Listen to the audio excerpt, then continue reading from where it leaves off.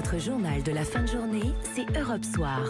François Claus. Et à 18h20, il est l'heure de retrouver votre invité d'Europe Soir, François Claus. Bonsoir Pascal Pavageau. Bonsoir. Secrétaire général de Force ouvrière, vous avez été reçu ce matin à l'Elysée. Il y avait encore un petit peu, Pascal Pavageau, d'ambiance Coupe du Monde à l'Elysée, où tout était bien lissé. Oh, ça m'a pas marqué. Écoutez, tout avait été rangé. On n'est pas venu avec notre maillot de foot et le président n'avait pas le sien non plus. Donc non, là-dessus, il y avait plus fronfron et cotillon malheureusement. Mais bon, bref, c'est comme ça. Mais cela dit, la réunion s'est tenue et c'est ça qui est quand même important. En ce qui nous concerne, ça fait 3 mois qu'on l'a demandé. Le fait que l'exécutif, alors que ce soit le chef de l'État ou le président ou le Premier ministre, peu importe, mais que l'exécutif rencontre les interlocuteurs sociaux, patronaux et syndicats, bon, ça a été fait, c'est très bien, c'est déjà un premier point. Rappelons, Pascal Pavageau, il y avait donc les 3 organisations patronales, 5 centrales syndicales reçues ensemble par le président de la République. L'Élysée veut nous présenter ça comme un mini sommet social. Comment est-ce que vous qualifieriez cette rencontre ? Non, c'est une rencontre qui permet, je l'espère, en tous les cas, c'est ce que nous avons demandé à la Force ouvrière, c'est pour ça que nous la demandions, c'est ce qui permet de rappeler le rôle des interlocuteurs sociaux, c'est-à-dire les organisations syndicales et patronales qui sont représentatives à l'échelle nationale, et donc qui représentent tant les entreprises que les travailleurs de ce pays, et qui peuvent négocier des accords interprofessionnels au niveau national, qui sont à l'origine d'ailleurs ces 70 dernières années de la quasi-intégralité de l'ensemble de notre droit social et du progrès social. Et donc, c'est ce droit et ce progrès social qui, selon vous, était menacé par un an de présidence Macron, par les ordonnances et par une pratique nouvelle ? Oui, sur le fond, oui, on y reviendra, mais on n'a pas tant parlé de ça sur le fond, parce que bon, on sent bien que le président de la République changera pas, il n'y aura pas d'inflexion sur sa ligne, finalement, un peu d'individualisation de cas des droits collectifs. En revanche,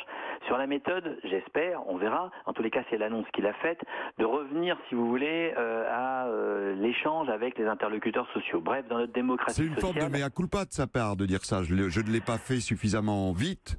Il l'a pas dit aussi nettement que ce que vous venez de dire, mais en l'occurrence, le fait que moi, Force ouvrière, j'avais demandé en disant il faut qu'il y ait un avant 17 juillet en termes de méthode, qui était une logique de je marche seul, j'avance tout seul, qui est acheté au panier, et qu'il y ait un après 17 juillet qui revienne aux fondamentaux du dialogue et donc du respect de la négociation interprofessionnelle et du rôle des interlocuteurs sociaux.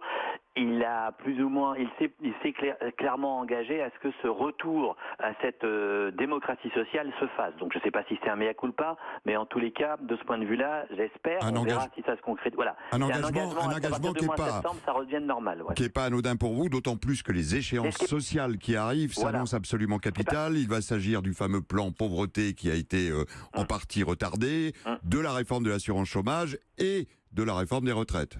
Oui, entre autres, puis il y en a plein d'autres, parce que dans la fonction publique, vous avez encore un sujet qui est en cours, il y aura la question de la dépendance, bref, il va y avoir énormément de points et de sujets qui sont encore sur le tapis, et puis les conséquences désastreuses des ordonnances d'il y a un an et potentiellement d'un certain nombre d'effets de la loi qui va venir, la loi portée actuellement par Madame Pénicaud, notamment sur la formation professionnelle, on n'a pas fini d'en reparler, donc ce qu'une loi a fait... Qu'est-ce que vous appelez les conséquences désastreuses, Pascal Pavageau ? La question du fait, par exemple, en matière de formation, alors que tous les interlocuteurs sociaux, patronaux et syndicats aient dit qu'il ne fallait surtout pas transformer le droit collectif aujourd'hui, qui fait qu'on peut se former en ayant des droits en termes d'heures, le gouvernement l'a transformé dogmatiquement par une somme d'argent. En gros, on est passé d'un droit collectif qui est en heures, en nombre d'heures pour se former, à une possibilité individuelle avec un petit pécule, avec une petite somme, où on donnera salarié par salarié, travailleur par travailleur, 1000, 1200 euros, en lui disant maintenant tu te débrouilles tout seul pour arriver à te former. Le résultat des courses, c'est que plus personne ne se formera parce que plus personne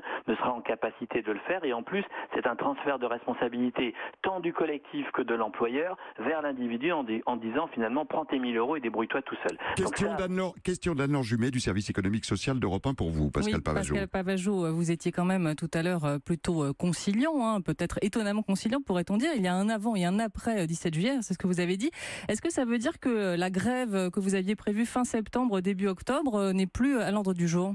Certes non. En l'occurrence, je vous ai bien dit que là-dessus, vous savez, il y avait la question de la forme. Et l'objectif, c'était de faire en sorte qu'il y ait un avant et un après 17 juillet sur la forme. Nous verrons en septembre si l'engagement pris par le président de la République de revenir à un fonctionnement de démocratie sociale est effectif. Je veux croire que oui. Maintenant, ce qui importe, c'est avant tout la politique et l'orientation. Et donc le fond. Et de ce point de vue-là, en revanche, le président de la République n'a montré aucune inflexion. Donc de ce point de vue-là, avec les autres organisations syndicales et de jeunesse qui le souhaiteront, nous irons vers une mobilisation interprofessionnelle parce que la ligne, l'orientation qui est cette logique d'individualisation et de casse des droits collectifs, cette logique qui refuse de répartir la richesse produite par les salariés, elle se poursuit. Et donc, il nous semble qu'un mouvement interprofessionnel, y compris par la grève, est le seul à même de pouvoir enrayer la mécanique. Et puis, il y a la mère de toutes les réformes qui est quand même les retraites derrière. Absolument, qui se profile. Voilà, et cette logique de réforme qui est finalement individualiser la fin du parcours pour individualiser l'ensemble du parcours, nous on dit depuis longtemps que la retraite par points, ce sera la retraite en moins. Parce que dans une retraite par points, chaque minute non travaillée est une sorte de décote, c'est-à-dire vous perdez un droit. On va se retrouver dans une situation de retraite des morts où finalement personne ne pourra jamais partir à la retraite parce qu'il n'aura jamais assez de points. Et ça, nous n'en voulons pas. Les plus grandes victimes, ce seront notamment les femmes dans notre société et l'ensemble de celles et ceux qui, à un moment donné, ont eu un problème, soit de chômage, soit de maladie, soit de problème d'aliénation. On a compris, Pascal Pavageau, la ligne rouge que vous fixez, vous actez le changement de forme, mais sur le fond, le combat continue. Merci d'avoir été en direct sur Europe 1.